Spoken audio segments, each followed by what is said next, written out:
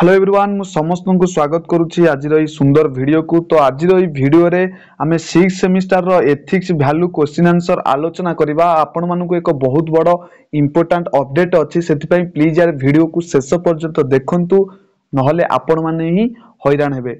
तो प्लीज यार वीडियो को स्किप न करी शेष पर्यंत देखंतु। आउ किछि समय पर आपनकर एथिक्स एंड वैल्यू एग्जाम हबो तो केमिति एथिक्स एंड वैल्यू रे 25 रु 25 रखिबे से टिप्स आपन को देबी। ता सहित आपन को जेउ क्वेश्चन आंसर देबी आपन को जेउ सब मटेरियल देबी तो निश्चित भाव 100% सेउथ्रु ही क्वेश्चन आसीयो मु लेखिकी दउची। ठीक अछि तो पिला माने रेडी जानतु। तो देखंतु एठी मो पाखरे अछि जेउ पीडीएफ अछि ताठी बहुत सारा क्वेश्चन अछि जेंति वायुमंडल रे सबुठारु निम्न स्तर को कोन कहा जाय, ट्रोपोस्फियर डैश को व्यवहार करी डैश को बाह्य जगत कहा जाए, एक्सोस्फियर एमती बहुत सारा क्वेश्चन अच्छी। तो समय नहीं सब किछि आलोचना करिया पई तो सेति पई मु आपन को मो टेलीग्राम चैनल रे शॉर्ट क्वेश्चन प्राय 50 पाखा पाखी एवं लॉन्ग क्वेश्चन 2 मार्किया ये सबु किछि तमाम क्वेश्चन आंसर मु सबु किछि क्वेश्चन सो आंसर मु मो टेलीग्राम चैनल रे देई देइछि।